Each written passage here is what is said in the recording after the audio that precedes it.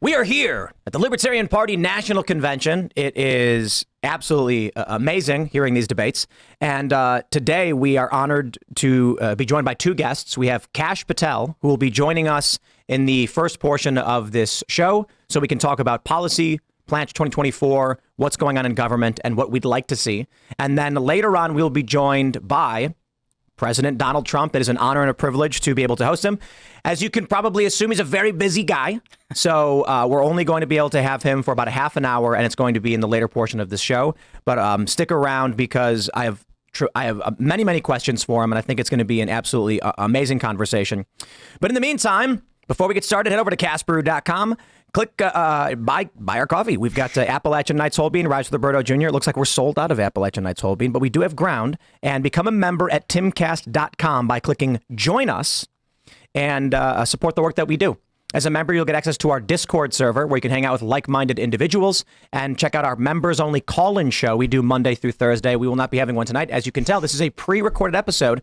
I hope you had a great Memorial Day weekend. But right now, as we are here at the Libertarian Party National Convention, there's a lot to talk about pertaining to the issues that libertarians care about, which is the third biggest political party in this country. So smash that like button, subscribe to this channel, share the show with your friends. Joining us to begin the conversation is Kash Patel. Hey, great to be with y'all. Happy Memorial Day to all our veterans, and thank you for everyone that served. And I am excited about the conference to discuss that, and also look forward to you and President Trump's discussion. It's going to be fire, I think. And I'm going to selfishly plug the book that Donald Trump made a bestseller. He called this the roadmap to 2024, the deep state destruction wrecking ball. And cool announcement, Steve Bannon and I have joined forces to make this into a movie. It releases in about 4 weeks, so stay tuned. Government Gangsters is going to be previewing in theaters near you in about 4 to 5 weeks. Right on. And I definitely want to talk to you about the plans for the future. I'll keep it light as possible because, obviously, later on in the show when I'm able to sit down with the president, I have a lot of questions about law enforcement and things that we'd like to see. But I know that you have a lot of experience. We'll load you up. Yeah, you've got a lot of experience in that area. So we got Luke hanging out. Yeah, that's going to be a very interesting conversation. My name's Luke Radowski of youtube.com/wearechange. Today I'm wearing a shirt that reads blank $7,500 a load. To see what blank says and to see what's underneath these stickers, go to thebestpoliticalshirts.com. And thank you so much for having me. This should be a great conversation. We got Phil hanging out. Hello, everybody. My name is Phil Labonte. I'm the lead singer of the heavy metal band All That Remains. I'm an anti-communist and a counter-revolutionary. How you doing, Hannah Claire? I'm good. It's fun to be back. Happy Memorial Day to everyone. I'm Hannah Claire Brimley. I'm a writer for scnr.com. That's Scanner News. Let's start. So I was just out at the presidential debates that they're having at the LP National. Really excited. I think this is one of the biggest parties in politics, but not political parties. I mean, like the people hanging out, the conversations. You've got with Trump being here, with RFK Jr. here. It's a big conversation. Now, out there in that while they're having this debate, so for those that may have watched, this is several days before, I think it was Josh Smith called for the arrest of everyone. He said the head of Moderna, the head of Pfizer, Fauci, and then he said Trump and Biden. Whoa. And everyone... That's going to get some eyeballs. That's going to get some eyeballs. So, I don't know. I'm not a big fan of the arrest Trump thing. Clearly. I mean, the Democrats are already doing it, right? Exactly. So we might as well arrest everyone now. But, in that vein, the one thing that I really want to see is I want to see arrests. I want to see corrupt individuals who lied under oath. The Russiagate hoax, the Burisma hoax. I mean, what's the probability we get some legitimate accountability? So I think what you want to see is that accountability, right? And the best form of accountability comes in the form of an arrest, especially when the people that are supposed to be watching over the law are the ones breaking it. And it's been a cycle we've seen happen since Russiagate, since Jan 6, since the 51 Intel letter, since Hunter Biden's laptop, and the list goes on. And people keep getting frustrated, and rightfully so, when the government gangsters like James Comey and Merrick Garland and those guys get to break the law and issue unlawful violations of federal statute to go after political opponents. So I think, and President Trump has been, only Trump speaks for Trump, but in my opinion, I think President Trump has been very vocal on his positions on being the largest victim of that deep state prosecution. I mean, to your point, 91 counts on indictments and counting, maybe. We don't know what's next. Yeah. And they're failing, and he's exposing the two-tier system of justice. So what you need is an FBI, DAG, and AG to start that process. If those three guys aren't in lockstep, you're not going to have accountability. So, Trump's gagged. When I'm not. You're not. You're I not. was there Monday. Right. So, well, so this is our opportunity before we get into the deeper conversation with the man himself. Cohen stole 30 grand. It's unbelievable. Then they reimburse taxes on top, so it's 60. But so in this New York trial, they say that he got a total of, I think it was like $420,000 paid. Yeah. Under the assumption this was legitimate payment for the work that he was doing.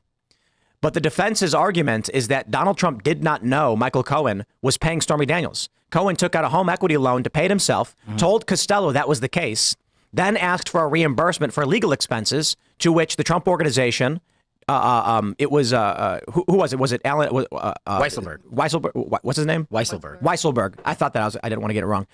So he's like, okay, I'll pay you and I'll cover the taxes for you. That means that Cohen stole probably $250,000. Oh, at least. Listen, let's rewind the tape a little bit and remind the world what Hillary did. Not to go back to Russiagate, but everything seems to, right? Hillary Clinton took publicly raised funds, $10 million, hid it as a legal expense, gave it to a law firm and said, go out and hire Fusion GPS and create the Steele dossier, which is actually illegal to use campaign finance dollars. That's not only a felony, it's a civil fraud violation.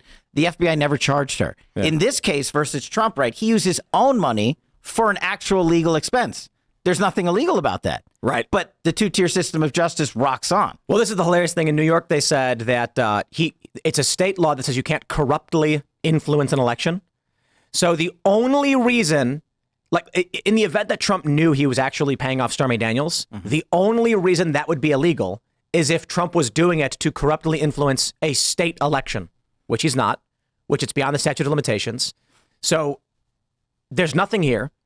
And we know for a fact Cohen has admitted to stealing at the minimum $30K. Minimum. And if you add in the tax reimbursement, 60.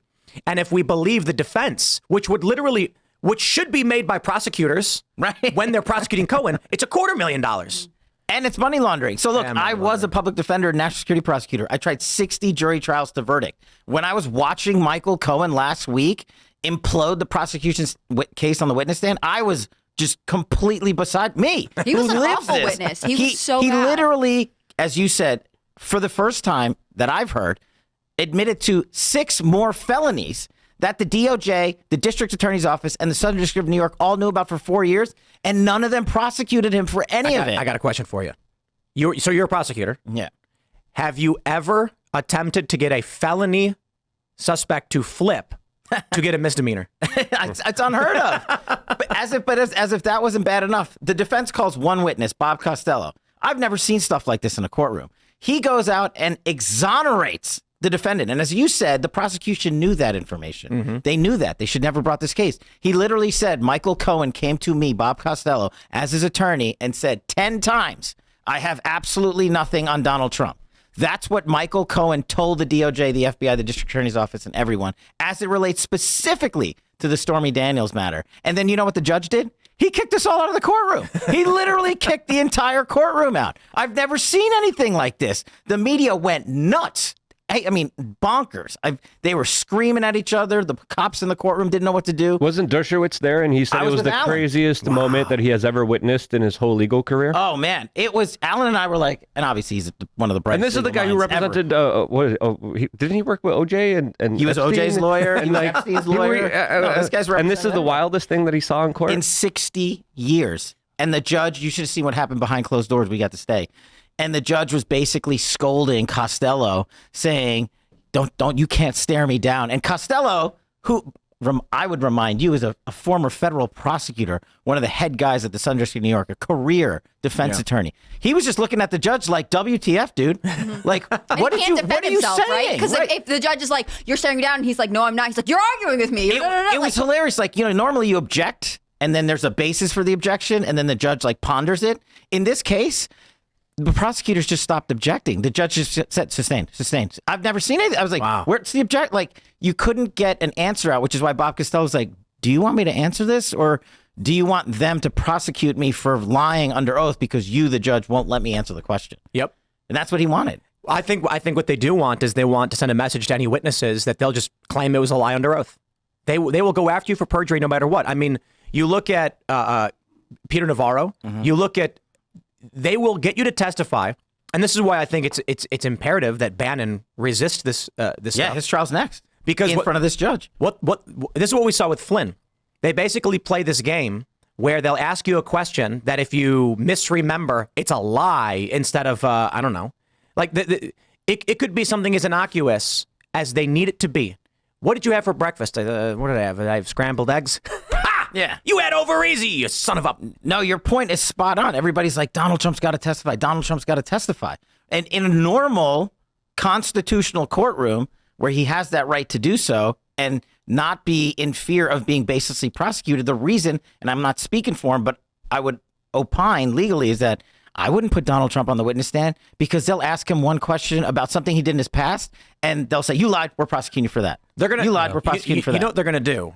And this is why Trump shouldn't testify, and why he good he didn't. They're going to say something like, the prosecution's going to have him on the stand and say, Mr. Trump, when you illegally paid Michael Cohen to cover up your crime, did you do it on Monday or Tuesday? Right. And he's going to go, I didn't. The judge is going to say, answer the question, Mr. Trump, Monday or Tuesday. And Trump's going to say, but I didn't do this. It's Monday or Tuesday, answer the question. And you bring up another point. Not only would the district attorney's office charge him with every felony for lying under oath, that judge specifically has contempt of court powers. Yeah. So the judge, you saw what he did to Costello, the world did, right? I mean, he literally did something nobody, including Alan Dershowitz, has ever seen. What do you think he's going to do to Trump? I mean, he's already threatened him with jail time, right? He's going to literally be like, I'm holding you in contempt, $1 million. I'm holding you in contempt. You're going to jail for a week. And I want to just show this story briefly, just to make sure everybody... I was like 7 feet away from that. Anybody who might not understand, I mean, this is Politico. Are you staring me down right now? Key Trump defense witness draws judge's wrath. This is unprecedented in absurdity and insanity that we're seeing in this court case. And it's worrying to me that it's mainly an issue for politicos. People who are paying attention to politics, who are watching the news, but for your everyday average American, they don't know what this stuff is. Yeah. And so you see people on the street get asked the question and they'll be like, yeah, I don't know, maybe Trump did it. And it's like, if you were actually watching this on a day-to-day, it's like they were reporting in numerous publications the TV drama moment when Michael Cohen was caught lying about the phone call. I was a phone call talking to them about paying off Stormy Daniels. And then the prosecution, or the defense says, you were actually talking about a prank phone call. Were you not? That was a lie. And then here's the proof. And then they reported a pin drop moment like it was a TV movie. That's how insane this court case is. Well, that's why I thought it was good that Trump didn't take the stand, right? They've already been on trial for 5 weeks. The jury is reportedly exhausted. There's no reason to put him in a position where they can just ask him about all kinds of things, try and trap him into other crimes. But also, like, this is dumb. We all know it. Let's just get this over with. I think that was one of the best moves that the defense made, because the prosecution would have dragged out Cross for another 6 weeks. We've been hearing about this forever. And that's what they wanted, because the judge in this case and the prosecutors know that they'll never publicly admit, if they jail Donald Trump, he's going to win overnight. If Donald Trump is found guilty, which because it's a rigged system, there's a likelihood that he might, they are going to have to allow Donald Trump to stay out on bond while he appeals this bogus trial. Otherwise, this country is going to go nuts. Well, Trump got the hate endorsement from Cenk Uygur. It's not really an endorsement, but Cenk said Trump is going to win. Buckle up. And the reason I say it's the hate endorsement is that if I tweeted Trump is going to win, buckle up, I support Trump. I'm voting for him. So it's seen as Trump's going to win, baby, buckle up. Cenk Uygur says it, and he's giving a warning to the progressives. But I call it the hate endorsement because he's basically saying to the left, with how, I mean, what did Biden just say the other day? Lacka. He's got a new. I don't know. He's got a new one. He's got a new word. Yeah. Between him and Kamal, they have their own language. He's an innovator. He's a creator. You know. That's right. He's creating slang terms, new jobs for Webster Dictionary. You know what you got to do? Get him a T-shirt that says what he should say on the T-shirt that he can wear. That might help. But you have to print it so he can read up from the bottom. Go bottom up. Just be like. But, you know, on your thing, you heard what James Comey did, what this hate guy did. Same thing, right? James Comey went on some clown show 2 days Right. ago and basically said, it doesn't matter who you are, what kind of human being are, you have to vote Biden. And he goes, and James Comey, the director of the FBI, who architected Russiagate and signed the bogus search warrants, he's the one telling the world right now you have to vote Biden because he's in fear that Trump is going to weaponize government. That is, I mean, how rich is that? it's ridiculous. Well, he's in fear that Trump will actually bring accountability in government. My attitude with this is, does Trump want revenge? If I was Trump, I'd want revenge. Unfortunately for these deep state cronies, these people who have lied over and over again to the American people, revenge and accountability overlap tremendously, and so I'll take it. When and this is why I want to see arrests. I want to see firings.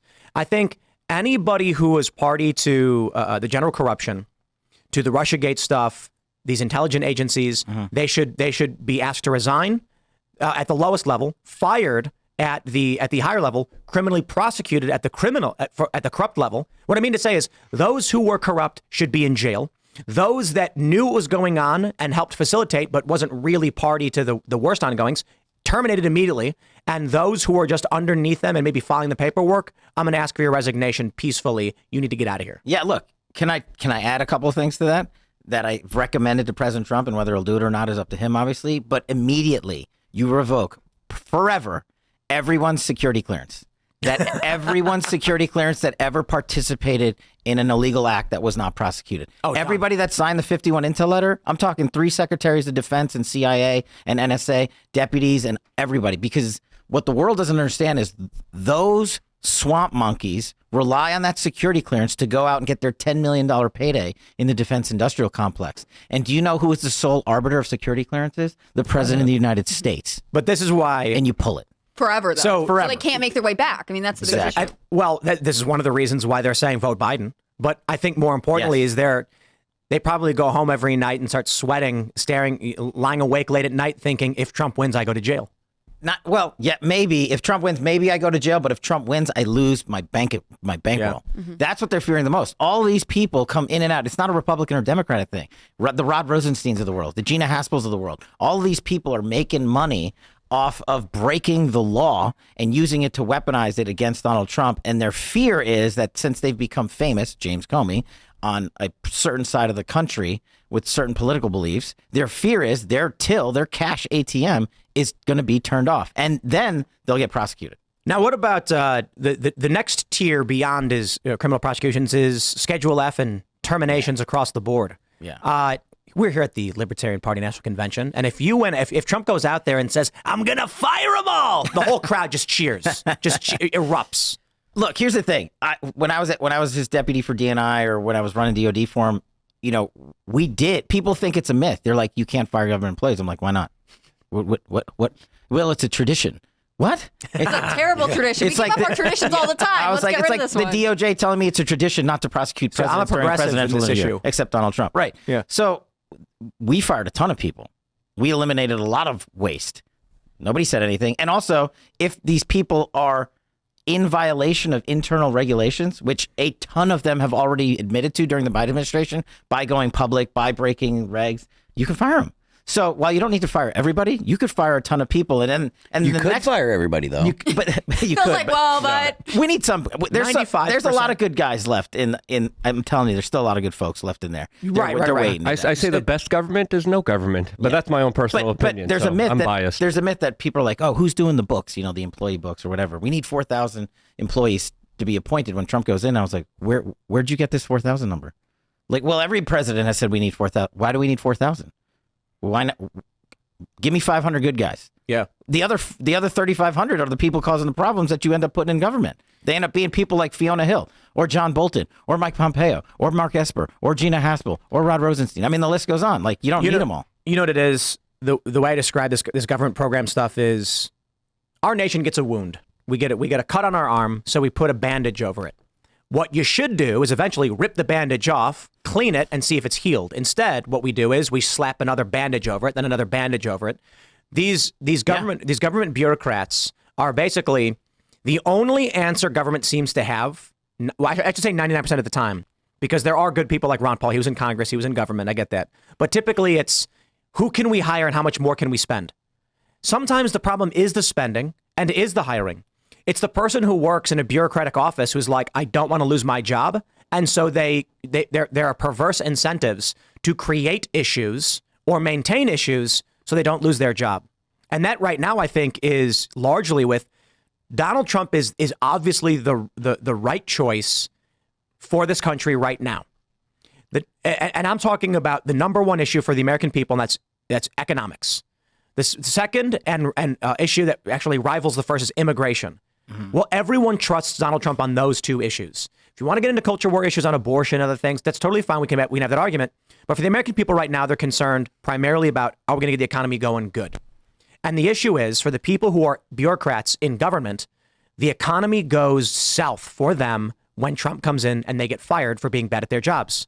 So now there's a perverse incentive among these people to jam up the system and support in any way they can systems that hurt Donald Trump, which means they're hurting the majority of the people of this country who need better leadership when it comes to paying their grocery bill. Yeah, look, this is what the Joe Biden administration is setting up right now. He just released that he's going to sell 1 million barrels of the American oil reserve, right? He's doing that so gas stays down to $3 a gallon until election day. Yep. They're Down to 3. How ridiculous is that? Right, You know, down to 3. What was it when Trump left office? I think it was It was $1.80. full, right. The reserves were full. Yeah. The reserves are full. And there was definitely at least one opportunity for Biden to refill the But if he does, he buys, prices go up.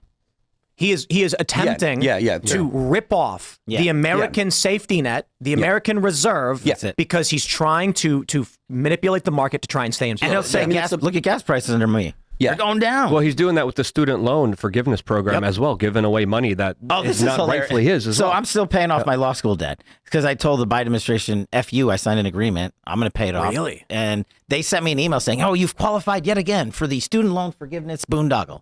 But people don't understand what it does to inflation. I mean, it sends our money cratering into an abyss. And it cost, I went to the grocery store the other day. It was $6 for a dozen eggs. I was like, what the heck?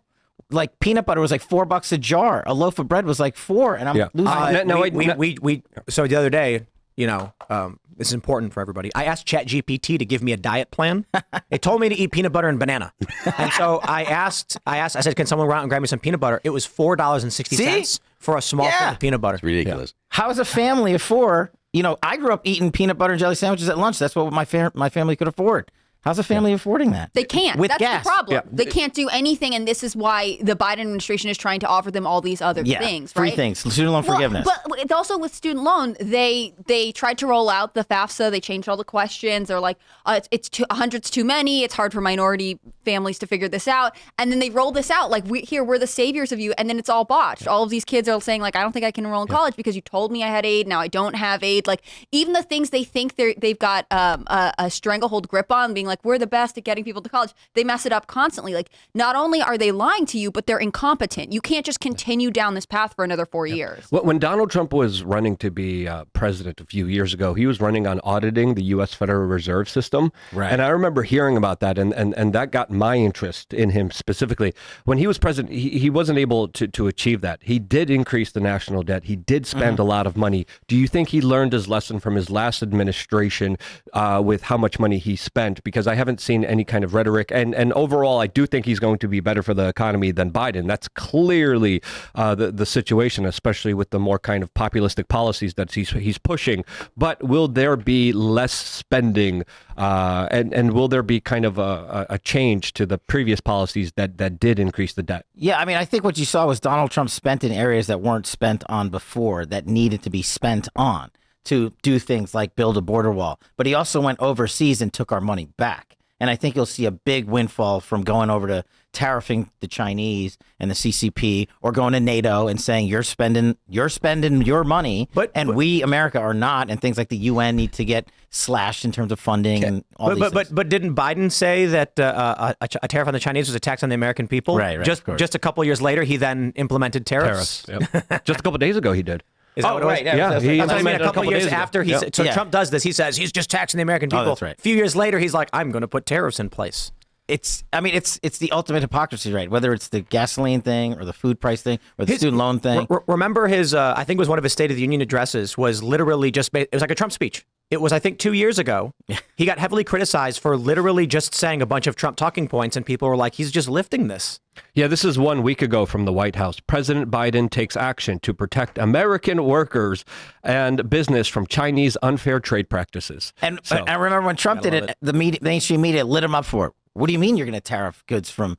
And it was a leverage point. It wasn't a threat. It was a leverage point to say, you, the CCP, stop doing all the illegal stuff against Americans and our allies. Stop spying on us. Stop spoofing our data. Stop stealing our information, and stop egging on bad actors like Russia, North Korea, and everybody else. And you know what happened? It worked. And also our coffers got a lot fuller because of those tariffs. So it's a leverage point. You use it in national security diplomacy as that. I love this. There's two worldviews in the Biden establishment, uniparty, whatever you want to call it, in the MAGA Trump populist. It seems like Donald Trump's view is, hey, if we secure our borders, bring jobs to America, make our chips here, make our cars here, it's going to be great for the American worker. There's going to be jobs, wealth, and prosperity for Americans. And then the worldview of the Democratic Party and the Republican neocon establishment is, how about we don't do any of that?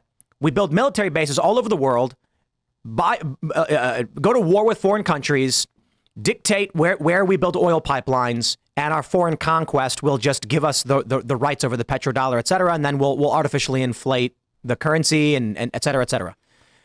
That's when we're looking at the war in Ukraine, when we're looking at the conflict in the Red Sea, when we're looking at Taiwan, when we're looking at, invading Iraq and Afghanistan, going back to the Bush administration, the uniparty of the United States has been, instead of having Americans get good jobs, support their families, right, let's just drop bombs on other countries to have control over oil. Well, it's not, look, Ukraine, I've always said this, and it's part of what I talk about in the book.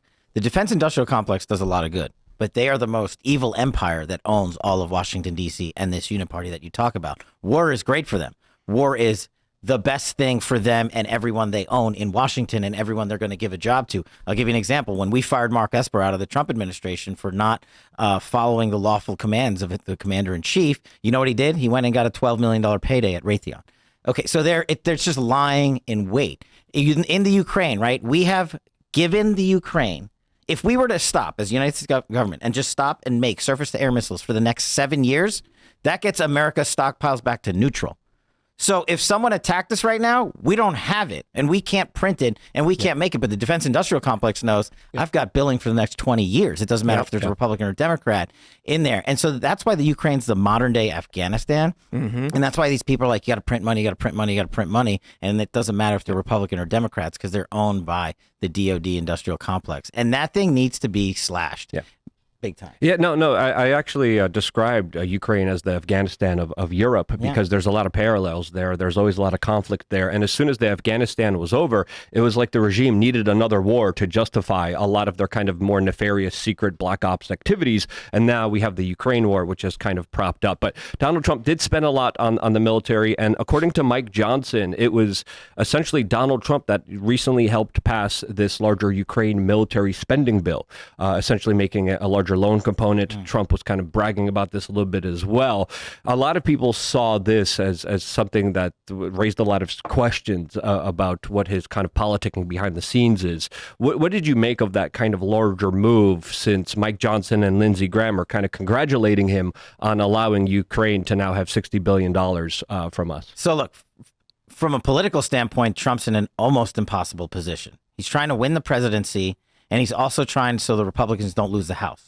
What do we have, like a 1-seat majority, 2-seat majority? Basically. Shrinking soon. I understand from a policy perspective why the conservative movement, the MAGA movement, is so ticked off about Ukraine and everything else. But what is Trump going to do? Go out and blow up Mike Johnson in the world stage and lose the majority? And then we have no levers in government till November? Like, we have to figure out a way to build on that. And what I keep telling people, I told people, what was it, last night at North Carolina GOP, was we, and I'm speaking for us, the MAGA movement, can't be 100% of the time.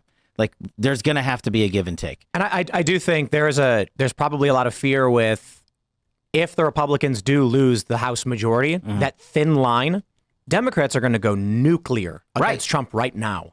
Right. And that's the brilliant part of it, right? They are egging us on to try to oust the next Speaker of the House so that we lose in November the House of Representatives. Did you like Mike Johnson as a speaker? Did you think he was a good choice? I thought at the time he was a really good choice. I've known Mike a long time. But would you have rather had Kevin McCarthy?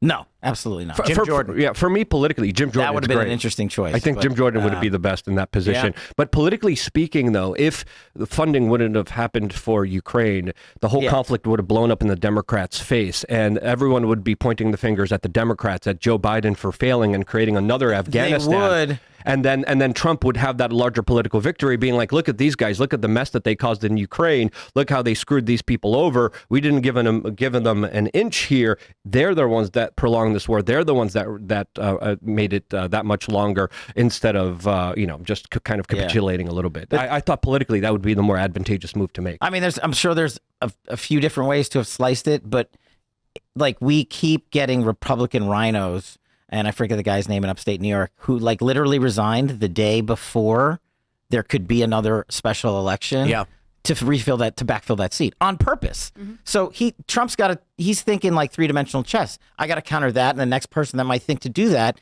in June or July. Well, to be fair, I think we're on like the sixth dimension of Trump's chess playing now. Yeah, the memes have escalated. Yeah, right. It's getting complicated. It's just complicated. I do want to say one fact to your audience, though, that when I was chief of staff at DOD, this was the one thing that was just like blew my mind. So Germany, not 1945 Germany, 2024 Germany. Do you know how many bases we have in Germany? And do you know how much of the economy the U.S. DOD budget in Germany is? I know it's a right lot now, today. We are 5% of their freaking GDP. Wow. Of Germany's GDP. Well, the number one economy in Europe. They we never need stopped. us, We never apparently. stopped occupying them. It's what are we like? I'm all for having troops overseas, but that's ridiculous. How many troops do we have in Germany? Do you know the full number? Over 55,000. Do you know how many we have in South Korea? 30 something. Right? 34,000. What? Like I'm all for Well, having our but troops Korea is different. right, obviously. No. It's a very That's what I brought important up. country. We all respect it. But you guys were talking about So- DOD budgets and everything, and the way you trim this. And look, I'm all for having the most gangster operation when it comes to national security.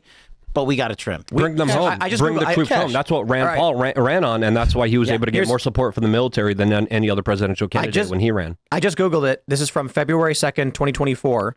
And it says there's 35K in Germany, That's wrong. 24K in South Korea, Yeah. 53K in Japan. Yep. We occupied these countries and we never left. Never left. And I want to stress this. Japan was defeated in World War II. The U.S. occupied Japan and never left. There's a whole division. The 3rd Marine Division was based out of Okinawa. So it's a whole division. There's only 3 Marine divisions. There's Camp Lejeune. There's 29 Palms in Southern California, and there's Okinawa. Now it's not. I think they've moved the 3rd Marine Division. I don't think it's there now, but it was there for a long time. For the longest time, the whole division. At a certain point, I'm like, yeah, we can leave Germany. Like the Iron Curtain has fallen. Let's accept this number. Okay, maybe can we have like 5,000 there? Do we need 30? Do we need any? I mean, don't all international military need bases any? ultimately... How about We don't need none. Like, how about so zero? I'm going to go on my own island on this one. We need some because we can't operate the national security platform in this modern day world if we don't have any of our guys on the ground in certain locations doing America. So Asia, Who's going to spy on Angela Merkel? No, but the Angela Merkel like, the deserves thing to be spied on, like she was I'm previously Rick Grinnell, I'm before about by the to see U.S. intel agencies. I agree. I don't know about those numbers, but I agree. But Phil, Well, it is a good point. There, like one of the problems that we had before 9/11 was the fact that we had no human intelligence. There was no context. There weren't people in those places that you could talk to. Like there was nobody for the State Department to actually discuss like any kind of policy or anything like that. So or like find out who knew what. That's why it took so long to get Bin Laden and stuff. There was no human intelligence. So there's an argument. Bin Laden? What? Oh, I got questions about that.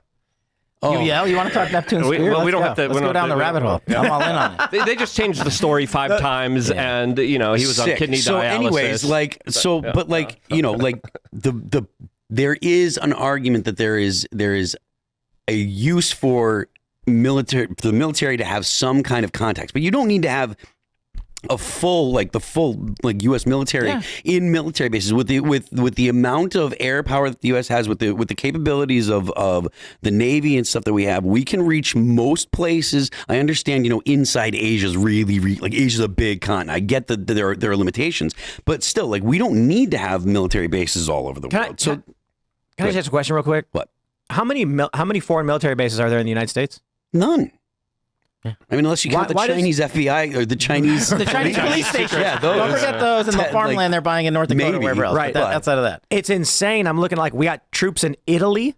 Oh, Italy's. We got some nice shops in Italy. I've been to them. 12,400 in Italy. Sweet deal. It's wild to think that the U.S. has military bases in other people's countries. It's just crazy to think. We are effectively we're the world police. I'm not a fan of it.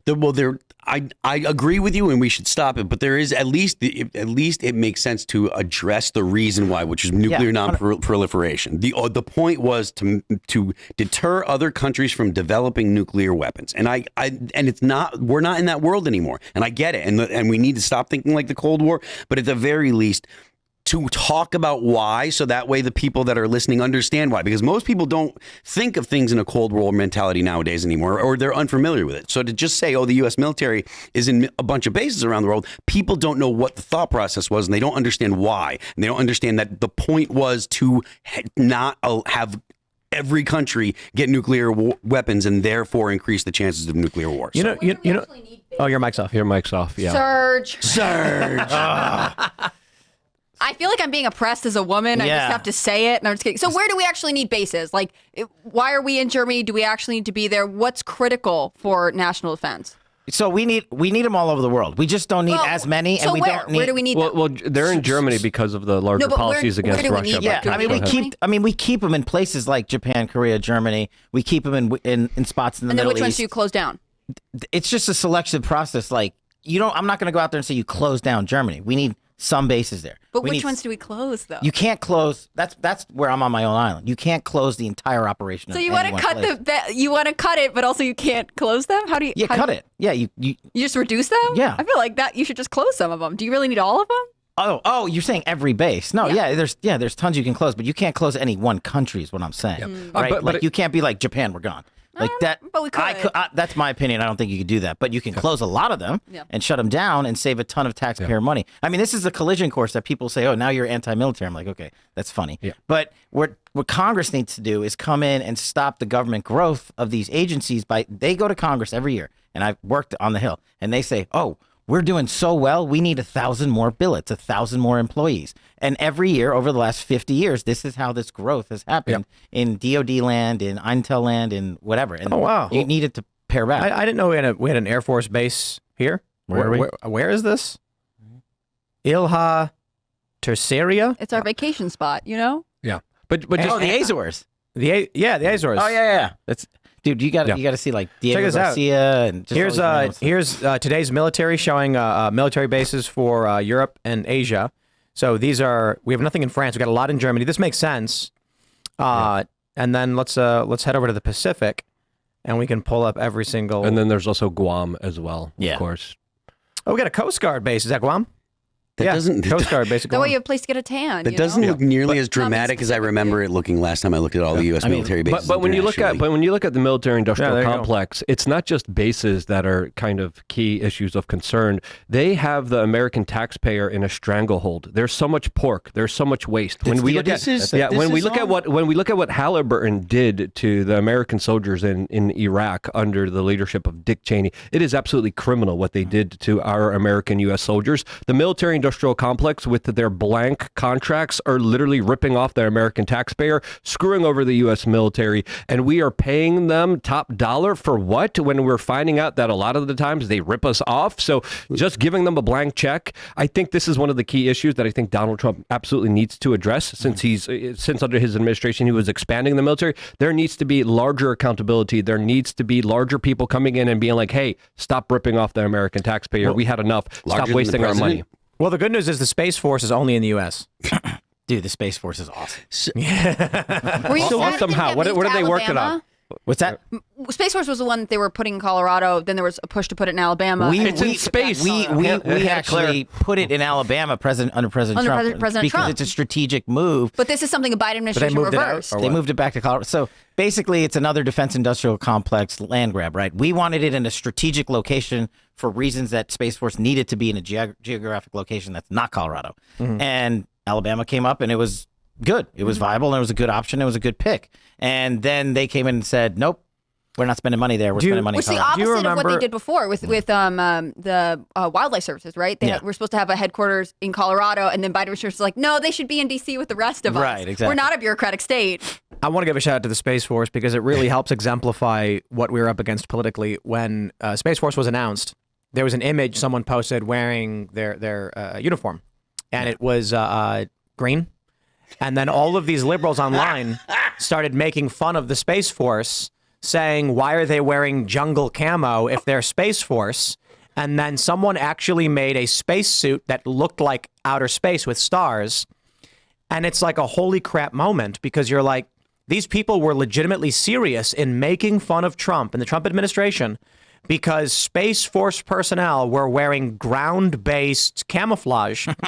And the question was, okay, first, do you think that if Space Force personnel end up fighting in outer space, they will be adrift outside of a spaceship? So they need second BDUs. Right. Yeah. So someone actually made a uniform that looked like outer space. Like, second, okay, first, if they are in outer space, they will be in spaceships. And in the event they're ejected from that spaceship for some reason, we want to be able to find them. So they wouldn't be wearing all black. And they legitimately were criticizing. My favorite response was, someone said, do you think space conflict will be a bunch of people floating around in space shooting at each other? No, and they used it as a attack point because Donald Trump launched Space Force, not anybody else. DJT did it. And in his administration, the reason we did it and the reason he did it, and I think it's the right move today, is because space is where we are getting our asses kicked by the Chinese and the Russians. And they are literally, if you want to attack America, you do it through space and you do it underwater. And the fact that we don't have enough resources focused on that threat and that DJT made the decision to do it was one that probably everyone wanted to do, but like everything else, since he did it, it was a bad idea. Let's make fun of the uniforms. Something ridiculous like that. And now they're doubling down on, and Space Force is one of the only branches that actually meets its recruiting levels, right? All the other branches are struggling. It's basically, everyone's down. Special Forces are okay, the Marines are okay most of the time, and then Space Force, because I think, to be fair, it is something people are really interested in. It's a new frontier. It has a similar aspect to when we were, launching rockets back in the day. But I agree with you. I think that's what felt so petty about being like, Alabama has this contract, we're going to put it here, and the Biden administration being like, no, Colorado, because we decided it. It seemed like just something to spite, and because Alabama's a red state and Colorado's governed by a Democrat all politics. Right now. Right? It's all politics. It's not about progress. It's about a victory in our pocket. And we reverse it. Right. Cash. And wasting time. Yeah. So I don't want to derail the conversation, but we've been talking about like military expenditures and stuff like that, and that kind of like those kind of payouts, like they really don't have a massive effect on the debt and the national debt, and that's the greatest threat to the U.S. right now is the national debt, because you're going to blow up the dollar. The economy is going to go in the toilet, and I know Donald Trump doesn't want to talk about Social Security, but that's the biggest driver: unfunded liabilities, like the mandatory spending. What are we going to do about that? Because if we don't do something about, like, we're spending more on interest than we are on military spending. You know what I mean? Every year, every 100 days, another $1 trillion is added to the debt. And 1 trillion seconds ago was 30,000 years before Christ, just so people get a little bit of perspective on it. 30,000 years before Christ is 1 trillion seconds ago. We're adding $1 trillion to the debt every 100 days, and we have no plan to fix it. And that is the most immediate existential threat to the United States. Does he have a plan? Trump does. I'm not going to unveil it. Trump for sure has a plan. I'm also going to tell you, I'm not the economist. I'm like the only Indian that sucks at math. So I went the other route and did national security intel stuff. But I agree with you. It's not sexy, so people don't talk about it. They're just like, whatever, I don't care. And also, the answers are all ugly, to be honest with you. And Americans are not financially literate, right? They can't even, I don't fault them for this, but they have massive credit card debt. It's very difficult They're for fine with the Chinese owning our debt. Because they don't understand debt. They don't understand how to leverage it. They don't understand how it works. No, you're totally right. And then they're more, and you can't really blame them. They're more immediately concerned with, how do I take care of my family right now? Right, which they should be. Which is fine, but you're right. The president needs to come in and address that. And I have seen President Trump's plan for it, and I think it's pretty awesome. And the way that Trump can communicate with people is like, he can really, if he has a good plan, he can sell it. Yeah. But he's got to have a good plan that's actually going to fix it. I haven't heard anybody that's made something that's really sounds reasonable. Like it'll actually fix the problem that isn't going to be undone as soon as a Democrat. I think you would have heard more about it, but to Tim's point earlier, that normally it's the economy in election cycles, and I disagree with Tim a little bit. I think it's all border, and then people are starting to think about the economy. For the first time ever, people are like, I got to think about this national security It's amazing thing. how immigration has. No, you're right though. To clarify, there's two metrics and there's two ways to look at it. Gallup basically did a breakdown, and they said among all economic issues, when you ask, is the economy the issue? It's number one. And then for singular issues, the border is number one. Depending on how you look at it, the economy actually means a bunch of different things. Yeah. Because Gallup actually broke it down. We're talking about homelessness. We're talking about wages. We're talking about rent. We're talking about, can I afford a home? Those are all different things within the economy. Immigration, I'd argue, actually is a component of the economy as well, because we're wondering about this homelessness. 100%. So if you were to remove the idea of general economy and ask someone, are you concerned about wages? Nowhere near immigration. Immigration is the top singular issue. It is, because it's affecting every single community in America, right?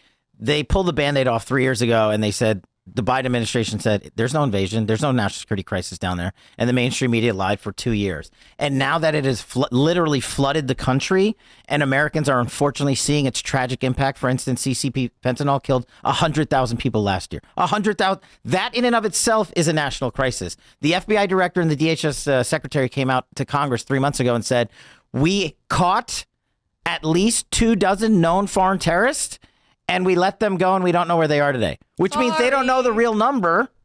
And we have people coming in across the border and doing, unfortunately, tragic criminality like killing Lincoln Raleigh.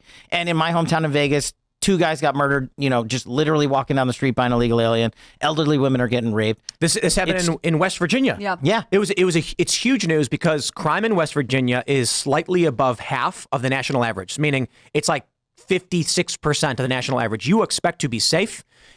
People here are armed, and an illegal immigrant in Charlestown. He killed an old lady? Is that what it was? What was that story? She wasn't that old. I mean, I thought she was in her 40s, but Middle-aged woman. Middle-aged woman. Like, the thing is, it's also small town vibes, right? Like, someone who is not from here comes in, commits violence, and can just escape. That was the problem with Lincoln Riley, which is that he was known to be in the country illegally. He had a previous criminal history in other states. And they were sort of like, we don't know what to do. Oh, well. Well, because the mainstream media and the Biden administration, the Democrats for years had said, there's no criminal problem. It's fine to be an illegal alien. And it's part of their the process to inject another rig job into an election by allowing, 10 plus million people so far. Half of them are getting voter IDs. People are getting hotel rooms. No, right. You don't even know the number, right? And that's the sad part. And that's what it took, though, for America and the world to pay attention to Donald Trump's effective policies on the border and to say he was right the entire time. I'd love to ask him about the Help America vote verification system. You saw that story? I think it'll be too in the weeds for him as an individual. Yeah, I'll probably try and just mention it to him. But this is probably something for someone who's working on his campaign. This is, for those that don't know. I wish there was. Wait. The Social Security Administration showing a million plus people without IDs trying to register, and we don't have a clear answer as to what this is. It could be voter roll cleanup, fine, sure, whatever. That would be an abuse of the system, fine, sure, whatever. Some people are concerned it's non-citizens being given work permits, and then when they're granted tax ID numbers, TINs, or Social Security numbers for the purpose of work permits, someone, be it they themselves or NGOs or the federal government, are registering them. We don't know. I'm content to say it must be voter roll cleanup, an abuse of the HAVV system as per their own rules, but maybe that's it. Great. We need an inquiry. This should be looked into because in the event it's not, we need to deal with it now before November. No, you're right. In my home state, Nevada, it's not sexy. It's like the debt. Like people are like, oh, who wants to register voters? Who wants to go clean the voter scrolls? And I'm like, no, I agree with you. We actually filed lawsuits in Nevada last week to do just that, and the Democrats are challenging it. Of course, to track Unreal. the HAVV. To clean the voter rolls, as you're saying, like make sure dead people aren't on it, make sure people that are on it are of age and are legal and can vote and all that. I agree with that for sure, but I'm very concerned about what we're seeing with the Help America vote verification system. Notably, February 17th of this year in Missouri, let's pull up Missouri, 78,421 attempted registrations for people with no IDs. 23,000 were dead. So 23,000 are dead, and the response was that it's voter roll cleanup. That's fantastic. Didn't one of the states come out and say, no, that's Texas, not what we're doing? Yeah. Texas said this is clearly a misunderstanding of some sort. These numbers are wrong. So let me jump to Texas week. I think we can do like May 4th. Texas reports every 2 weeks. May 4th was light. Let's see May 18th for Texas. I think it might be light as well. 4,000, still decently high. But if we go earlier in the year, April 20th, let's see where they're at with Texas. We've got 249,770, of which 4,600 were dead. 200,000 came back as single match alive. So Texas said we are not doing voter roll cleanup. And these numbers are incorrect because we have not added that many people to our voter rolls. Whatever is happening here, we need a formal inquiry, nothing crazy, just to be like, oh yeah, here's where the numbers came from, here's why they're here, and then we know. Because if we don't do that, you've already got people feeling like, if it's Texas, what makes sense for Texas? They're not doing voter roll cleanup? Then where are I think we're at 1.9 million people registering coming from? Well, I know where there's a big number over the past year that reaches around those numbers of people that may be coming here. Many people believe it may be illegal immigrants being given work permits. And then the NGOs just submit that for voter registration because there's a social security number attached to it. I don't know if that's true. All I know is this is the kind of thing that has people freaked out, especially the 30,000 dead in Missouri. And we want to know, we want to know formally and officially what it is. Texas comes out and says, we don't know what that number is. If Texas and Missouri, if Trump wins every swing state and Texas and Missouri by narrow margins flip, Trump loses. Oh, yeah, overnight. And, this is the thing that I've been trying to tell people about for the last, 5 years now. State attorney generals and state secretaries of state control these issues. And that is why people are like, oh, how come we didn't fix this federally? I'm like, you can't fix it federally. It's impossible. You have to rely on these state AGs to bring lawsuits to clean voter rolls. It's not cool. It's not fun. It's not the thing that gets headlines. But that's why I was yelling at Republican state AGs to be like, why aren't you prosecuting Hunter Biden in, say, Missouri for committing crimes? And the Democrats would do it overnight. But it's the same thing, whether it's the voter thing or the criminality thing. The state AGs, for the most part, have been very quiet on the Republican side. And I literally have no idea why. I don't know. Do you think it's like election concerns? Because with all of this, it really matters who's in our voter rolls. It matters who's in our country. And I think there is a level of people don't want to talk about the issues that they think might risk it. Like for me, I think we should talk about the border. I think we should talk about the effect of illegal immigration. But I do think we should have a conversation about reducing the pathways for legal immigration because they become abuse, like chain migration. If someone were to cross into the border illegally, have a child here, I think we should end birthright citizenship. You could then use that person to sponsor tons of people. We should limit it maybe to an immediate family. But when you start talking about it, it's very easy for a Republican to get labeled as like a heartless person. You want to separate families. Yeah. You're mean. You're hurting the American dream. It's sort of, to me, it seems like it's a question of, well, maybe I can stay in office and do better. Like that risk assessment is coming up with stay quiet when it really should be encouraging them to be bold in what they're doing. And that's a example of what DC does to everything, right? They will overcorrect and mislabel. And then when a guy like you or a guy like me comes out and says, hey, yeah, we want to address immigration, you're a racist. That's the response, right? No, we're gonna But it's to stop the entire conversation, right? That's the whole point. That's what I find interesting about Donald Trump. It really has encouraged people to talk about illegal immigration, especially the border. That's great. That's really important. And I think then the next step is to talk about our legal immigration system. Are there things we can be doing to ensure that Americans are the priority for our government and we're not just looking towards outside migration to solve all our problems? But you can't say that because you're not I'm Democrat. Spicy, no, I'm just saying that's what that's exactly. wrong. During the presidential debates here at the Libertarian Party convention, they had a conversation on immigration. Because the Libertarian Party is cut down the middle between open borders and closed borders factions. Really? I didn't know that. Yep. And so there's one guy who's running, and I suppose by the time this airs, we'll know who the presidential pick is. But for the time being, we're recording it in the morning. We don't know. And one guy said he's for Ellis Island style immigration. And then someone else basically called him and said, you're basically saying open borders or not. And then it's open borders. The Ellis Island style immigration is the soft way of saying open borders, meaning anyone can come. We stamp their form, hand it to them, and say, welcome to America. You are free to live and work and do as you please, which maybe...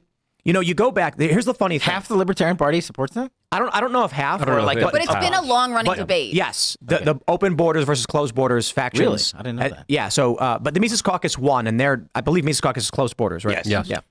So, I know a little bit about the Ellis Island system, right? I looked it up. It didn't work. So in the late 1800s, they had states handled immigration to their states, and the federal government said, it's not that much. We're not worried about it. Once the number reached around 500,000 a year, they said, we need a federal way of controlling for this and tracking this more properly. So they created the Ellis Island system. People would come on boats, they'd process and say, yeah, you're good to go. This was about 500,000 people per year for, I think, 60 years. Or maybe less, actually. But I think I think it might have been way less than that, actually. And so after this, they said, hey, wait a minute, we're having serious problems because the number just keeps going up. The better America does, the more people want to come here. We can't do it this way. We need to better control the system.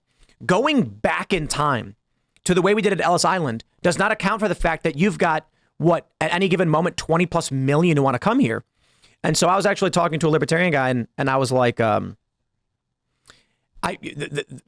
agree with Trump. Trump said, he said something like, all of the immigrants of the world, all of them, they can come here legally. You got to come here legally. Yeah.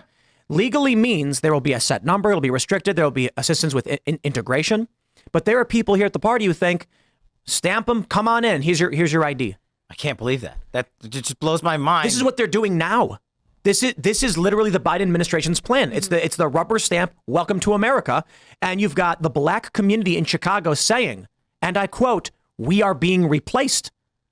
Kind of wild to hear that coming from Chicago. Especially illegal immigration, but a lot of immigration that we're encouraging right now hurts people who are in impoverished situations or in inner cities. So it's not like the Biden administration is doing anyone they claim to be supporting any favors by encouraging a really broad open door policy. And I think it's ultimately this weird Band-Aid solution, right? We hear this all the time, oh, well, the birth rates are low, but it's okay because we can have immigration from other places. Not only is that bad for American culture, which I think is something like you have to live here, be a part of, actively contribute to, but it's also saying to the American people, like, we don't actually think you're that important. We'd actually rather replace you. Like, what is that kind of leadership, and why would you vote for that? It's the new rig job, right? Traditionally, for the last 3 decades, the Democrats have gone out and bought the minority vote. And you're talking to a son of lawful immigrants whose family literally fled a dictatorship, moved here with nothing, and then did it the right way, and then watched their son rise up to work for Donald Trump, which is pretty cool. But that's what the American dream should be. That's our culture. That's what I tell people. And people are like, "Oh, you're against illegal immigration." I'm like, "Yeah, I am." Because 1, you don't represent me. 2, you bought our votes when we were younger and lied about it. And now the movement, since we've exposed that through Donald Trump, is, okay, we can't buy the minorities anymore. We're going to buy the illegal vote. And that's what they're doing. This is why 25,000 people showed up in Crotona Park. It's unheard of. It's literally 99% black and Hispanic. They booed AOC. Yeah. Because you nailed it. They exposed the flank that is minorities were being bought by the Democratic Party for votes.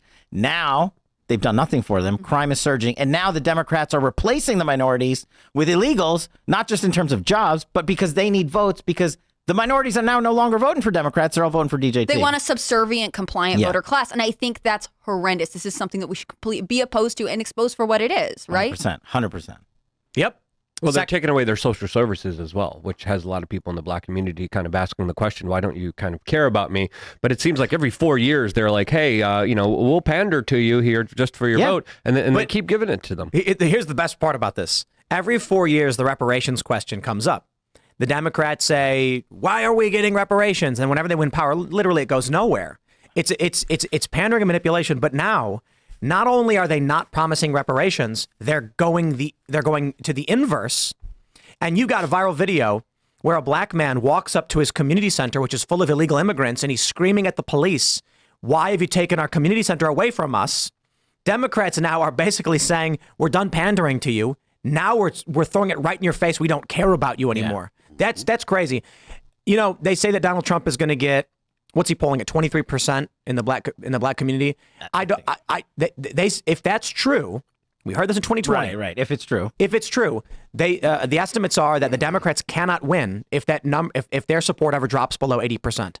If Trump really is polling at 23 and he really does get it, it's impossible for him to lose. I think. Right. If those stats hold, those numbers are true. And I would add one thing. And they never do. In the right states, right? In the states that that vote, like California, it's irrelevant. I'm not saying the minority vote is irrelevant. I'm saying California is irrelevant for electoral purposes. And I remind people, though, that the single state that had the largest number of votes for Donald J. Trump in the last election was the state of California. And we are still never going to win California in our lifetime unless something changes. But places like putting New York into play, and this is kind of the sheer backfiring of the Democratic mission to take out Trump via prosecution. I don't know that he would ever have campaigned this much in New York City. But now he's in New York City. He's on the Jersey Shore with 110,000 people. He's in Crotona Park, and he's going to keep going.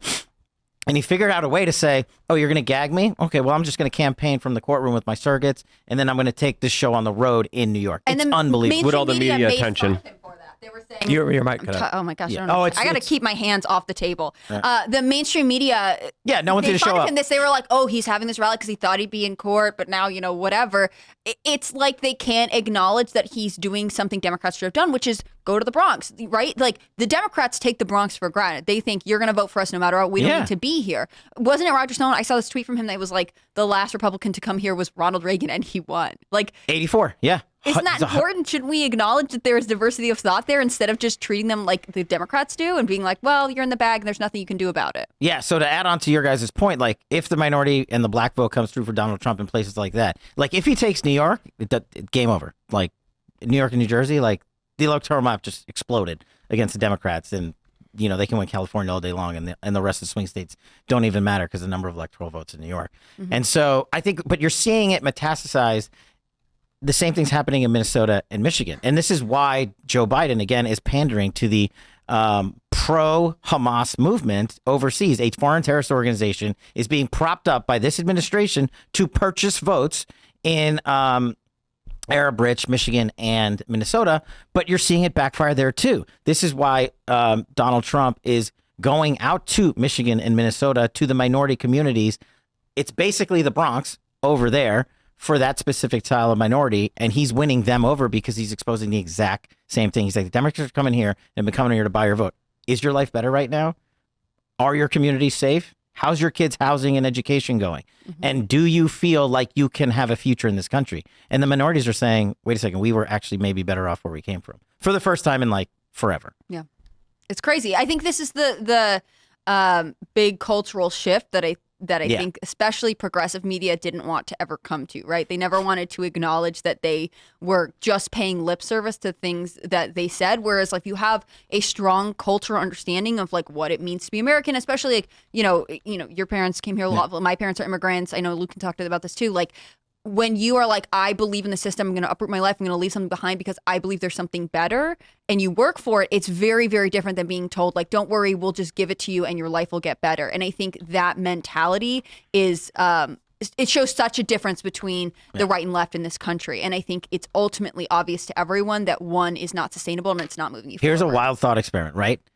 Look at all of the groups that are coalescing behind Donald Trump now. Because of what he's exposed, the corruption, people want accountability, people want a better America. But if Donald Trump were president right now, would all of this have ever been exposed, right? Like if he went back-to-back terms, right? I don't know, maybe, right? But he'd be running the country. And a lot of the people that have come out for Donald Trump would not have seen the information that has been put out there. Now, of course, I want Donald Trump to have been president then and next time, but it's just an interesting thought process because I don't know that I would have been able to reach a lot of the communities I'm reaching right now if I didn't have the ammunition that the Biden administration has given us. Do you think that there's a benefit to having this, if or when Donald Trump wins in November, he'll go in as his final term. He had like a time off period to reflect, to see what's going on. I've heard some people say, actually it'll be like 4 years of lame duck syndrome, but I wonder if it's actually sort of freeing because you're not trying to get reelected. You can just do anything you want. Not anything you want, but like you could have a really serious impact without having to worry about how it affects your campaigns are campaign. Brutal. I mean, I'm not even the campaign guy, right? And having the ability to go in there and say, I don't have to go out there and fundraise $1 billion. I have to go raise $1 billion to try to run for president of the United States, and then fight the mainstream media, and then go to every state, and then host a rally, and then do debates and all this other stuff. You mean I can just go govern? And I have the knowledge that I had from my first administration and the interim 4 years, and I could put personnel and policies in place, and I can just go, Donkey Kong in D.C. I think it's going to be pretty cool, and I think and I hope that's what he's going to do. Yeah, this is definitely a make or break moment, not just for Donald Trump, but for this country as 100%. well. There's always these kind of two larger factions within the Trump administration and the Trump camp. There's the kind of Marco Rubio, Nikki Haley, John Bolton, Bill Barr, Anthony Fauci, Gina Haspel, Jared Kushner kind of neocon establishment side. And on the other side, you have people like Roger Stone, yourself, Steve Bannon, Michael Flynn, Trump Jr., Vivek Ramaswamy that represent kind of the America First side. Which side do you think is stronger now? And is there anything that we could do to help spur on more of these kind of Freedom Caucus populist representatives inside of a potential Trump administration? Is there anything we could do from the outside pushing more for these populist policies? I think what you're seeing is people in these other groups paying attention more than they ever have, to non-mainstream media outlets. And for me, that's the most important. Your show here is like one of the most powerful shows that has impacted communities with actual truth. And that's why I'm able to go out there and say, oh, you stop watching the mainstream nonsense. And we can talk about a two-tier system of justice. We can talk about defense budgeting. We could talk about who and when and why the Washington, D.C. establishment is so corrupt. And that message alone has empowered DJT, I think, to, one, make the decision to come on your show, which I thought was brilliant, and two, speak to an audience base that has never been spoken to before and pull them in and say, what are some of your values? We're not going to be able to get you 100%, but maybe we pick up on a couple of things you guys care about along the way. And that's what's bringing it together. Two big things for this show. First time we had Marjorie Taylor Greene on, we were inundated with comments and emails from people saying, I had never heard Marjorie Taylor Greene speak before. I thought she was crazy. And Marjorie came on and talked about how Congress is corrupt and broken and things she's trying to do. Bannon, same exact thing. First time Bannon came on, wave of comments from people being, I've never heard this guy talk before, and I thought he was crazy. And they were like, he kind of sounds like an Occupy Wall Street guy. And I'm like, he does. It's remarkable that Bannon can go in front of a bunch of MAGA Trump supporters and say, tax the rich. It's unbelievable. No, like, it's populist. And I think, I believe that most people who are watching this are regular people who got pulled into politics because the Democratic Party went nuts. Yeah. And these are people who probably went to the, not everybody. I know there's a lot of libertarians who watch, there's a lot of Trump supporters who have been conservative for a long time. But I do know there's a lot of people it's really simple. We found that our biggest audience is Chicago. Is it really? Yeah, I mean, it's hometown advantage over there. Well, yeah, it is. It's spread out. Right. It's spread across the country.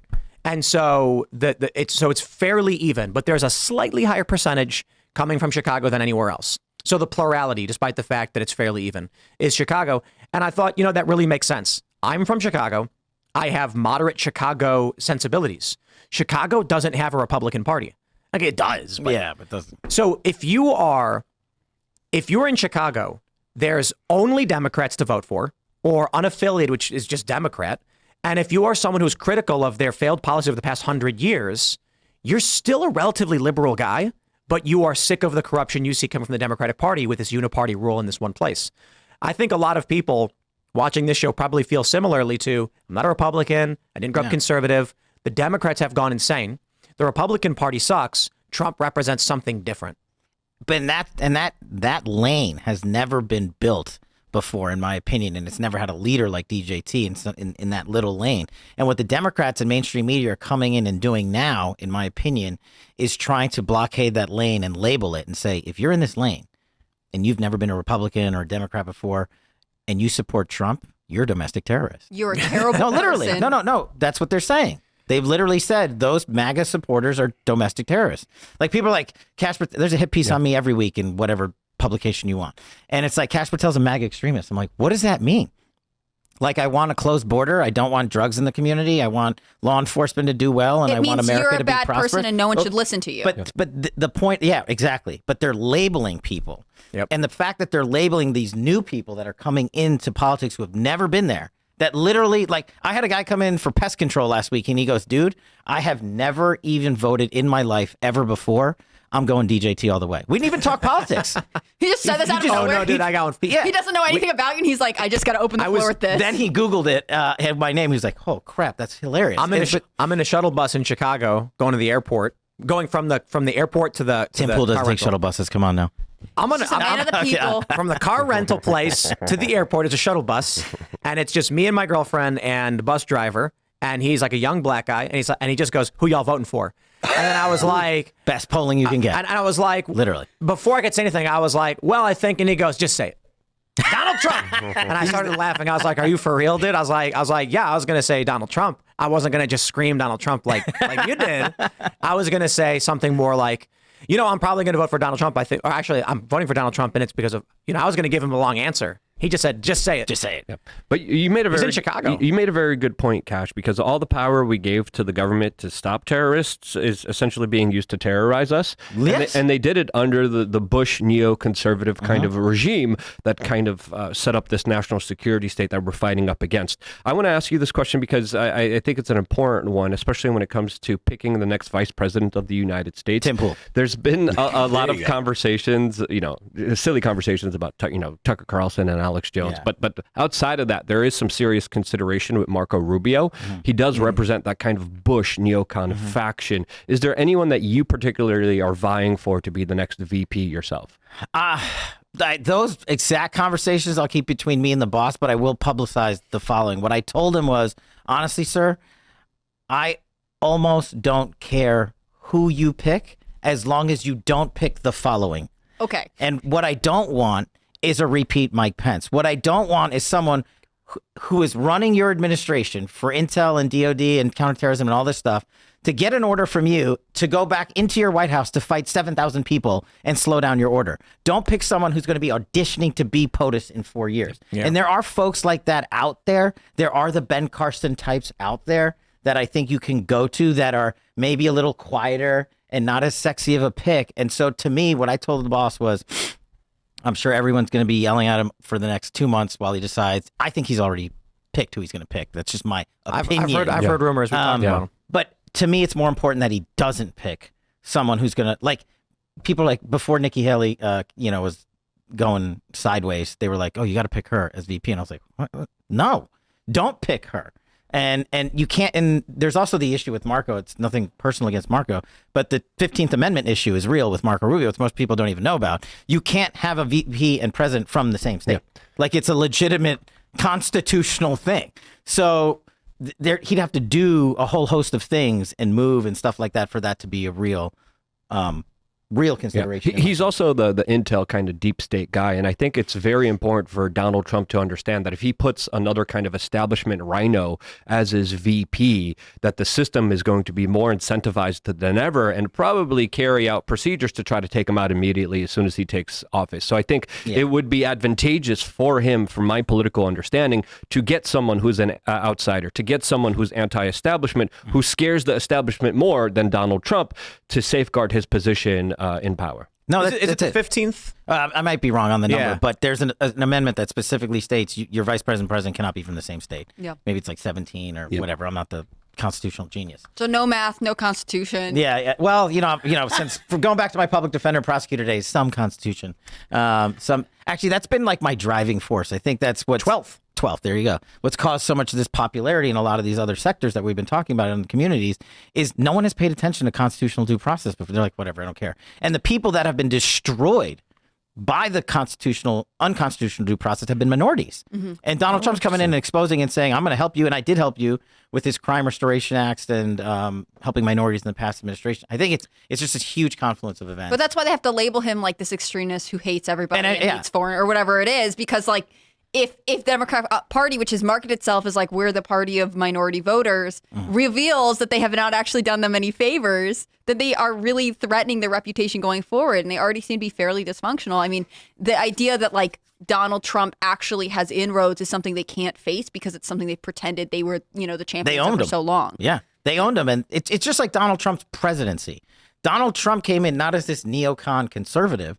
He came in as a guy who was like, I'm going to end the forever wars. And the Democrats like, no, that's our deal. He was pointing the finger at Bush and Saudi Arabia for their involvement in 9/11, which was huge. And I was like, holy cow, I can't believe Donald Trump is actually talking about this on the national stage, breaking the orthodoxy, talking about these larger truths that got everyone so energized about him. And we need that talk more than ever now.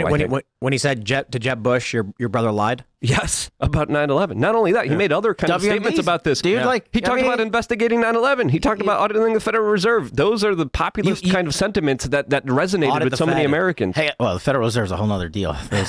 Yeah. Anyway, the other thing that I put in the book that I recommended the boss to do hits on this. We need a 24/7 declassification office. Yes. Rolling papers out 24/7. And not just like ticker JFK tape. and not just 9/11. You're talking to the guy that's read the whole 9/11 report and those 7 pages that people talk about. But I believe, as like the guy who is an intel guy who believes wholeheartedly in the classified system of information, I believe that it has been over abused by these corrupt officials in government to hide the truth and enact more corrupt activities. So what I told the boss was like, I don't care what you call it, truth and reconciliation, whatever, come up with a better name. But every agency and department literally submits all of their documentation. And I believe you could get half out. Half. I still think the other half needs to remain classified. I'll always argue that it does serve a purpose. But like you're seeing in these documents in the Jack Smith case, they're just redacting stuff that they lied about, that they broke the law. I mean, It's used to protect themselves. and it's a public document in a federal court, which is a document for the people of the United States. And we can have you run that office. You can come in and just be like, hey, I want all the Saudi documents. I'll gladly do that. I'd be so happy. But So that's Luke an will be idea. the press secretary for We'll the give you a Libertarian cool Party. name. The declassifying the viceroy of documenter. declassification. Absolutely, I like that. There you go. I'm in. You got. Where do I sign up? Yeah. But I think that's how you earn the respect. Like you said, Donald Trump started talking about these things. Then we started putting these documents out there. And remember when I ran Russiagate, right? They came after me and said, if you put out the Nunes memo and you put this out that you wrote, our enemies and our allies are going to get murdered. No one died. Do you think we had Don Jr. on? One of our callers said, "Pardon Assange, pardon Assange, Ulbricht, and Snowden." Mm-hmm. And Don Jr. said, "100%. We're well past the point where there's a conversation." So I don't want to speak for him too much because I can't remember his exact quote, but he said basically yes at this point. Do you think Julian Assange should be pardoned, and do you think Trump would be willing to pardon him? I don't know what the boss wants to do. We haven't had that specific conversation. Me personally, and I'm probably going to piss off a lot of people, I don't think what Assange did was pardonable. Like, I think it was such an egregious act that screwed me in the field as an operative. What did he do? By disclosing the information, like some pieces of information that we use operationally, like we had to pull a shit ton of stuff down. But he's not charged for that. No, right. He's not charged for that, but he's charged for Espionage. Yes. Yep. So I think facilitating access or something. It's basically the charge that says you let this information out. So like there's a difficult give and take for me there because same thing with Snowden, right? Just to clarify real quick, I think I could be wrong. They say that Julian Assange assisted Bradley Manning, and that makes it not journalism. Would it have been that Assange just published information? There's nothing, but their argument is that Assange assisted the facilitation of the exportation of the information. Yeah, I don't know if there's a difference because it's just getting the information out. Well, journalists are allowed to get information out, even if it pisses off the government. But the argument is when you actually go into government and facilitate the when you go in and pull it out, then it's the same type of crime. Like Donald Trump is charged with illegally possessing classified documents, right? That's what they're saying. The journalists, in my opinion, journalists shouldn't have those classified documents. What they should have is the documentation from the government that they've been withheld that exposes correction. information. I mean, assuming this stupid AI is right, it's actually both. It's not just the conspiracy to commit intrusion, but also the intrusion, the publication of. Yeah. So you were correct. I think the first one, publishing stuff. Pardon, you can't do that. I don't whether or not he actually conspired with any. I don't know that I believe that, but yeah. I mean, the videos, the documents that he released were for the public good, for the public interest, and they revealed a lot of the things that the U.S. government was lying to us about. And I think this is why it was considered an act of journalism rather than kind of an act of sabotage. And I think there's a way to lawfully do that. Like I think there's a way for to. The point is, people now know that a lot of times the U.S. government has lied to them, and has done stuff for their self-interest over the American citizens. And my point to the president was when I was like, dude, I'm the Russiagate guy. Like I figured out the FBI lied to the world. Hillary paid for it. Like you got to just give me like 27 seconds. Like, let's put this stuff out. And it was a monster fight to get the Nunes memo out, to get all those documents out. But there's a way to do it. Now that Americans know that other stuff exists, I think President Trump's strongest point, and I think he said this publicly, is like he's going to have one of these offices or commissions that puts this stuff out. And everyone can request information, be like, hey, I want the Bay of Pigs information out. I want the whatever documents out. And I think JFK that's the way to do it. The Epstein documents. Right. The Saudi Arabian the Epstein documents. Black Book, like on day The one. Iran-Contra documents. The MK Ultra documents. I can keep going. No, that's why you're going to be the viceroy of the declassification office. There's a challenge with the Assange stuff in I can't see what evidence they have in terms of computer intrusion. I don't think you can criminally charge someone for publishing information. The newspapers all did that. I also kind of feel like it's been 12 or 13 years that the dude's been effectively in solitary. So where is he now? Like High Marsh Prisons or something? Is that what it is? England? Belmarsh? Belmarsh. Yeah. Is it Belmarsh? I believe so, yep. I'm kind of at the point where it's like, damn. Like It's been a minute. So even if there's an argument to these things, I feel like there's a lot of goodwill in just being like, we're going to drop this one. It was mishandled. It's poorly done. Yeah, he already paid his price. He already was tortured in solitary confinement. He already was serving a huge jail sentence without being found guilty. So. Right. There's a lot of merit to that, right? It didn't happen yesterday. It happened a dozen many years ago. But the issue being that they first falsely held him on this ridiculous molestation charge, which took him how many years to clear, right? And they dropped it, and it was BS the whole time. And then as soon as that happens, he gets raided. My understanding, I could be wrong, is that Trump himself ordered Assange to be arrested from the Ecuadorian embassy. I have not heard that. Well, it did happen under his administration, Right. and according to some sources that I've talked to, there was some kind of backroom dealings and conversations specifically about revealing sources, which Assange refused to do so, and therefore was automatically kind of dragged out. Where the head of the CIA, there was Barr literally talking about assassinating and taking out, Julian Assange. I'll tell you the theory and rumor that circulates behind the scenes is that with the WikiLeaks email, the DCCC emails, I believe it was, and the DNC stuff, there's a question as to where Julian Assange got it from. Of course, the Seth Rich theory flies around, and Julian Assange made several statements about Seth Rich as if to imply, without directly saying, Seth Rich may have been the source. Now, the corporate press, of course, says this is ridiculous. It's not true. He was just a victim of a robbery. The conspiracy theory behind the scenes. And I don't like saying conspiracy theory because this is actually people in D.C. and the Beltway have spread this rumor. And it's a rumor that Trump wanted the information from Assange as to his source of these emails because, one, national security interests, and two, it could actually prove a criminal conspiracy behind the scenes. So targeting him specifically or his administration or any of his priorities. And the idea was go to Assange and say, give us the proof who this was, Seth Rich or otherwise, and you're a free man. And Assange said, never, won't do it. So then Trump said, if you don't, we're going to arrest you and bring you to the U.S. and have you testify. And so the theory goes that Assange said, I will never reveal my sources under any circumstances. And they said, then we're going to bring you here and make you talk.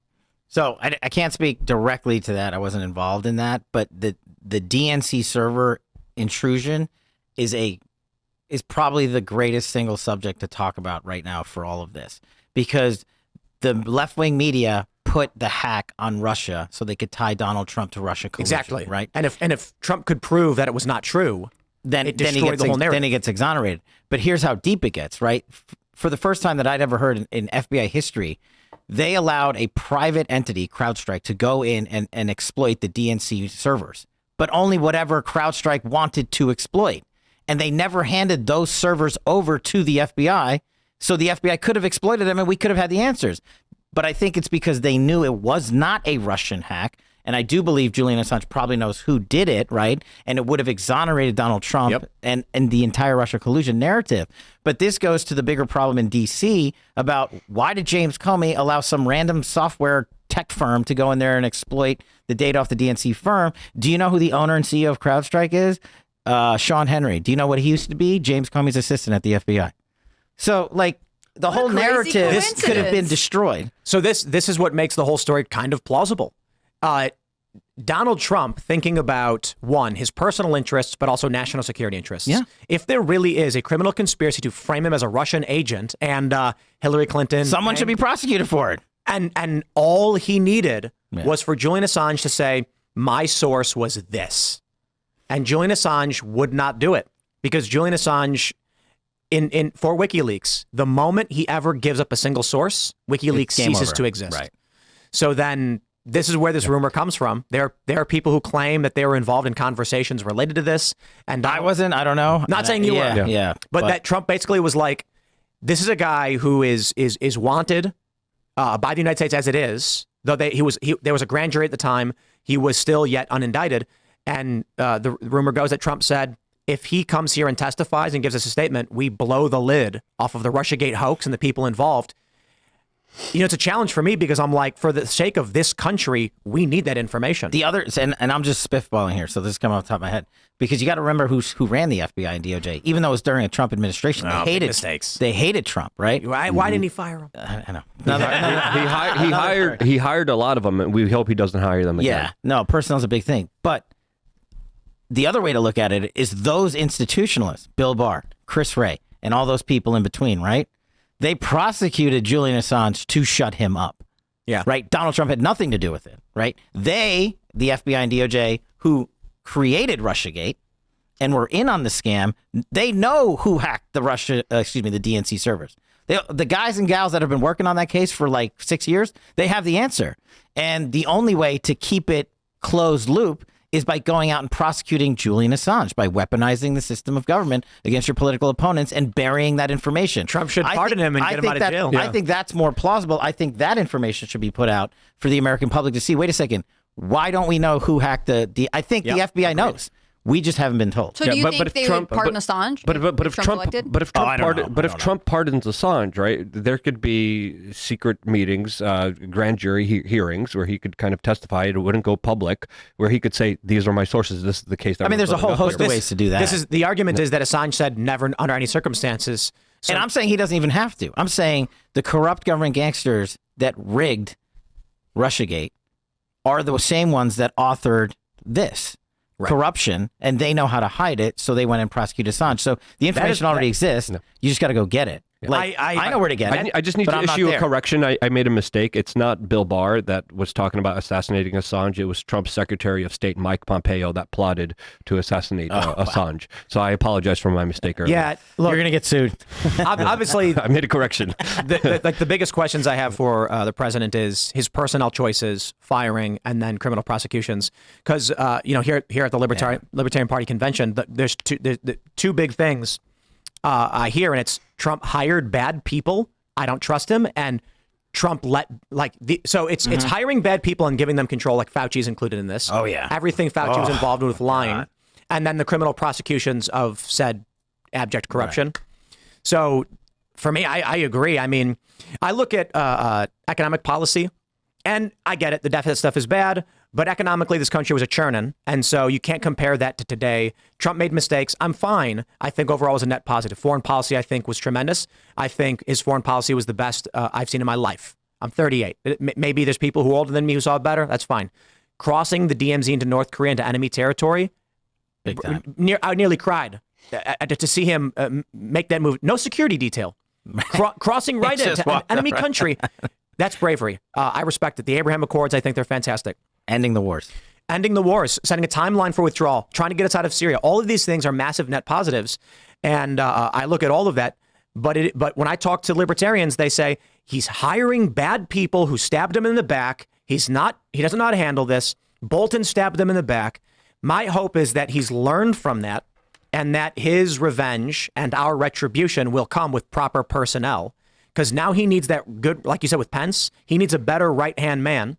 He needs a real right-hand man and good lieutenants who are going to make sure the job gets done. So two things. So selfish plug. In the back of this book, there's literally a glossary of government gangsters in alphabetical order that I put. The Biden administration spent 10 months blocking the release of this book. I had to sue him in federal court to get it. So I name everybody, Democrat and Republican, and how they screwed us in the Trump administration and before that. So identifying them is step one. And then people always ask, okay, do we have the bench to come in with the president should he win next time around? My answer is 100% yes. We figured it out from the last time who not to trust and who to trust. And most importantly, that you don't need the volume of people in there that the government says you need to run the government. Do you have a website for the book or anything like that? Yeah, governmentgangsters.com, or you can get it on Amazon and all that other stuff too. All right, we are going to now shift over to our conversation with the man himself, President Donald Trump, to ask him some of these questions personally. So make sure you smash that like button, subscribe to this channel, share the show with your friends if you like it, and become a member at timcast.com. Click join us, support our work. If you like the work that we do, you want to see more of it, please join us. Get in the Discord server, hang out with like-minded individuals. You can follow me at Timcast on X and Instagram.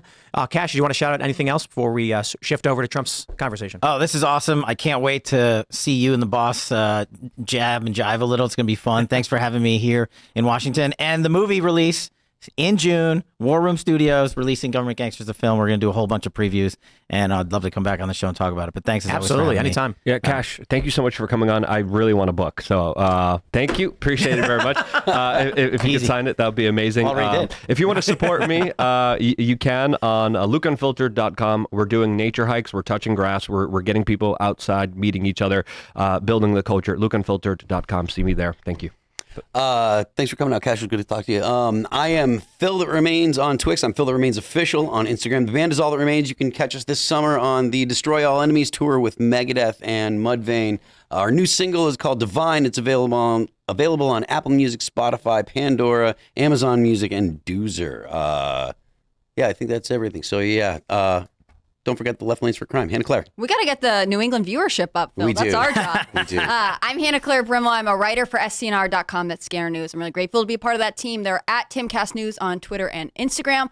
I'm HannahClaire.B on Instagram. I'm Hannah Claire B on Twitter. Thanks so much for this conversation. Hi, President Trump. Ladies and gentlemen, President Donald J. Trump.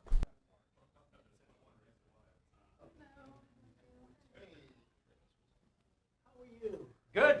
Mr. President, this is your seat we have for you right here. How are you? Nice to I'm very good. Nice to see you. We met at Mar-a-Lago a couple weeks ago. I remember Yeah, you complimented my face. I really do appreciate it. your beauty.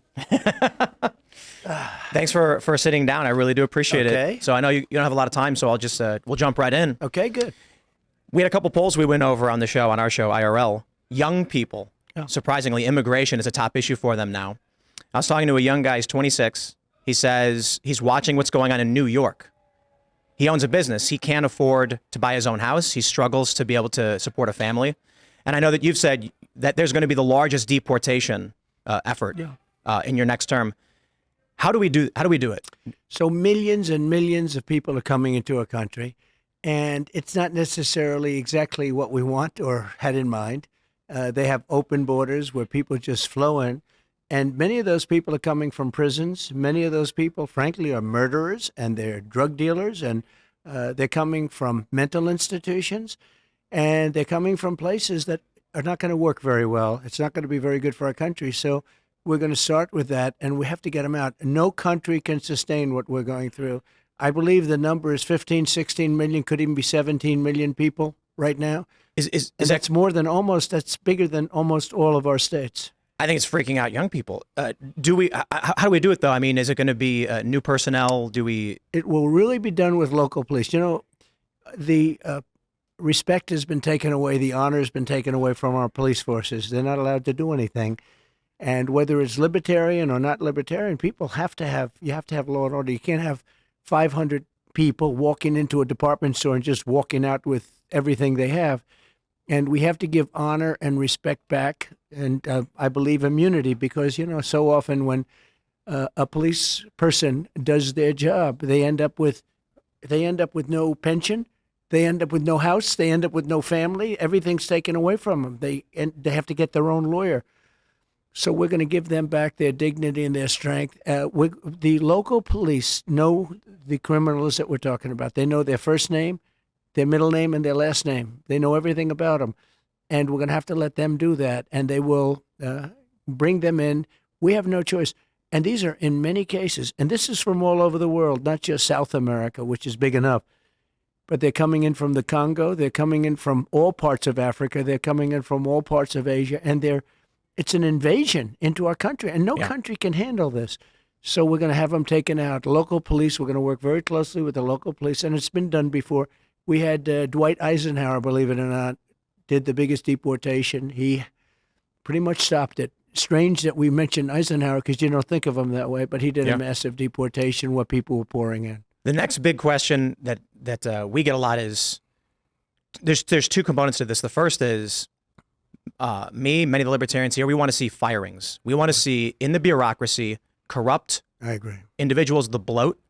On top of that, without getting into the specifics for obvious reasons, the things that they're doing to you with the court system is not just to you. It is to me. It is to everyone who voted for you in 2020. It's true. Are we going to get some good personnel in as Attorney General, Deputy Attorney General, and in the CIA, Right. and see some prosecutions? So we had some great people because our trade numbers were fantastic. The jobs we did on trade, the jobs we did, frankly, in the military underneath the terrible television generals who were absolutely terrible, but we have incredible people. You know, we defeated ISIS, and we had no new wars because they were concerned with us. I had no wars at all. I finished off a war that we were in for 20 years, but we had no wars. And we have to get the right people. It's all about the people. So when I first came here, I was only in Washington 17 times in my life. All of a sudden, I'm president. And I really knew nobody. I relied on people. Some were good, some were rhinos, some gave us some bad advice. And generally speaking, we had very good people. But we had some that we have to do better. Attorney General, we have to get a great Attorney General. And I'd work with the Libertarian Party on that. I think it's very good because, you know, I view the Libertarian Party as almost a party of common sense, largely of common sense. And I say that about the Republican Party, too. We're a party of common sense. You want borders, but you want fairness. You want a lot of things that a lot of other people don't talk about. So we will work with a lot of people to get the right people in. The difference is I now know sort of everybody. Yeah. And I'm not having to be relying on people that I didn't know very well and listen to their recommendations. And I think we're going to have phenomenal people. I know the people. I know the good ones, the bad ones, the weak ones, the strong ones. I think we're going to have great people. We're friends with Cash Patel. He was on the show just before you, and that gives me a lot of confidence. Yeah. Cash is fantastic. Yeah, absolutely. He's an example of a good one. Yep. We have some great people, but Cash was a great example. Devin Nunes, as you know, he's fantastic. Absolutely. We have so many great people. So when it came to foreign policy, I'll be honest, I didn't vote for you in 2016. I was jaded. Obama let me down. I'm from Chicago. I thought 2016 was silly. And then in 2020, with the timeline for getting out of Afghanistan, Right. when you tried to get our troops out of Syria, my question is, why are we in Syria? Who even knew? Yeah. And they lied to you, and they lied to us about the number of troops in there. And so maybe it's a bit blunt for me to say I want to see people prosecuted for the lies to the American people. But in terms of foreign policy, perhaps it's a little bit of a biased interview, but I think you're the greatest president of my lifetime. I appreciate it. And ending the wars that we should not have been involved in. Now the fear is World War III. Yeah. What are you looking at when you enter your next term to stopping the escalation? Well, first of all, I'm the only one that is going to stop World War III because this man can't put two sentences together. He doesn't know what he's doing, doesn't know where he is. And amazingly, it seems like he's going to be running. You know, it's a lot of people say, do you think he'll make it to the starting gate? Well, we'll see what happens. But if you look at Viktor Orban, because we don't want to see wars. I don't want to see wars. I was in no wars other than we finished a war with ISIS and we completed it, 100% complete. But I don't want to see wars. I think it's so horrible, so unnecessary, so costly in terms of lives and money in that order. And destroying these countries, you know, you're destroying culture. When you look at Ukraine, that would have never happened if I were president. You look at the October 7th attack on Israel, it would have never happened. I look at your policies, I see secure the borders, bring jobs back. I look at the Democrats and many Republicans, and it's foreign war and foreign expansion. That's right. What is that? I think it's just a failed mentality. It's crazy. You can solve problems over a telephone. Instead, they start dropping bombs. I see recently they're dropping bombs all over Yemen. You don't have to do that. You can talk in such a way where they respect you and they listen to you. Viktor Orban of Hungary, you know, the leader, they call him a strong man. Who cares if he's a strong man or not a strong man? He's a very powerful guy. He said the problem the world has is that Donald Trump is no longer president. When he was president, China didn't play around, Russia didn't play around, nobody played around. And we had no problems. Today, the whole world is on fire. I heard that funny. There's a conversation from a phone call where you said that there was they maybe thought there was a 5% chance you'd nuke them, and so it kept them in line. It's kind of scary to think about, but you take a look at the weakness we have now with Ukraine and the money that we are wasting. You know, I'll bring it back to the economy. This young guy I was talking to about immigration. Actually, I'll put it this way. There's a viral video where a young man's screaming that we're sending hundreds of billions to a country no one's ever heard of. Right. And young people are hurting in this country. Do you see any direct economic policy that is on your list for 2025? Direct economic, but also direct in terms of warfare. We're spending hundreds of billions of dollars all around the world. But when you look at Ukraine, we're giving all of this money. Europe, which is much more affected by that war than us, is spending just a tiny fraction of what we're spending. And you say, does anybody at least get involved in this? But more importantly, I will end that war. I'll get it ended. Putin respects me. Zelensky respects me. I know all the players. And I want to get that war ended. It's a horrible war. It's a terrible, there's no good war, but that's a horrible war.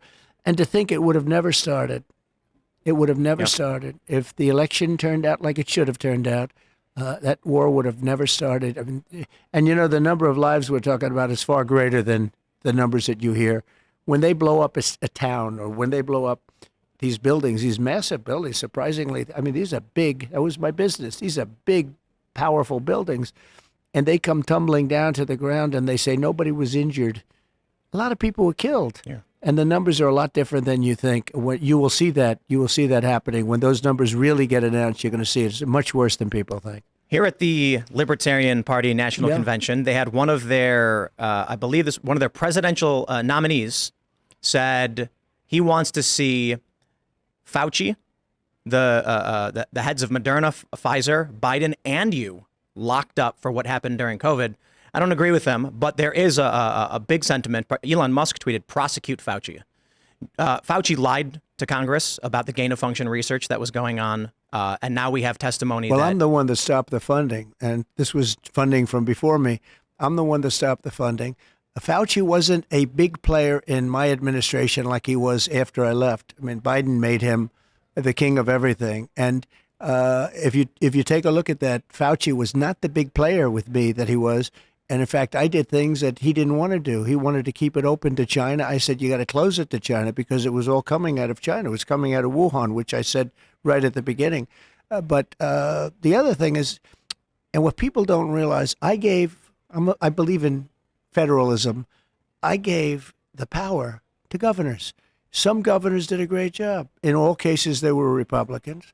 And some, like in South Carolina, Henry McMaster, kept everything open. Others didn't. The Democrats did a bad job, very bad job. But basically, I gave that power over the states. I gave it to the governor. I gave it back to the states. And I think it's something which, when people realize that, it's something that they respect. Will there be accountability for the lying to Congress when you get to appoint your new AG, deputy AG? Yeah, and we'll take a look at statute of limitations because, you know, the statute of limitations are quite long. And we're going to be looking at that very seriously, yeah. I got one big question for you. So part of my family comes from Korea. Good. And you did what I think is one of the most tremendous things. You crossed the demilitarized zone into North Korea with no security as a sign of goodwill and peace with the hostile nation. And I've had people tell me it never happened. So I think people need to know about it. I'm wondering if you can just tell me how did that happen? How did it come to be? And it hasn't happened since. Yeah. And when I met with, you know, with the handoff, you sort of meet with the previous president for a period of time. The meeting lasted for quite a while. With President Obama, you sit in the Oval Office and you talk, and the press is outside, and you talk for a little while. He said the single greatest threat we have is North Korea. And I said, have you called them? Have you tried to talk to them? You know, little things like that. And didn't matter what the answer was. He felt that was the single biggest threat in the world was North Korea. And as you know, there was certain hostility when I first started, and all of a sudden it boiled down to something that was very beautiful, the way it happened. And I got along with him very well. And I will say that if Hillary won that race, you would have had a nuclear war and millions of people would have been killed. And you weren't even close to that. It never happened. It was never going to happen. I got along great with him, and it just never was going to happen. Were you at all scared in any way when you crossed into an enemy country? Well, I wouldn't say that Secret Service was thrilled. And in those blue buildings, there were lots of people in those buildings that I looked at. You know, the two blue buildings on each side with the windows. And I looked in those windows, and there were a lot of things happening in those. Someday I'll tell you about it. But no, I felt very safe. I felt my relationship with him, as you know, was very hostile. Little Rocket Man and all that. But then all of a sudden it morphed. He respected me. I respected him. And we ended up, once we got to know each other, we ended up very good. A very smart guy, very strong guy. He's the absolute leader of that country. You know, for those that think he's not, they're wrong. And I got to know him very well. I even did a press conference. He never did a press conference before. I said, would you like to do a press conference? And we did a press conference, if you remember. And then he said, that's the end of the press conference. And boom, everybody was pretty radically thrown out. But it was a press conference, the only press conference he's ever done. I got along with him great. We had no nuclear war. You would have had a nuclear war guaranteed. And you won't if we have the right president, if we have somebody that knows what he's doing, you're not going to have World War III. If, on the other hand, we don't, you're going to end up in World War III, and it's going to be a war like no other because of the power of weaponry. Many have actually been saying we're already in it. The Hill published a piece saying we are in World War III and Biden is losing it. And so my hope is I don't see any logical path for a Biden presidency to fix the economy, to fix anything. He can't fix any. He can't fix himself. Yeah. Can't fix anything. He had a new one the other day, Pack-a-lack-a. I don't know if you saw that. He was muttering on TV, something like that. Now, crypto. You know, by the way, I just so you know, I know all the leaders. They're at the top of their game. They're sharp. They're tough. They're smart. They love their country, or they do whatever they have to for their country at a minimum.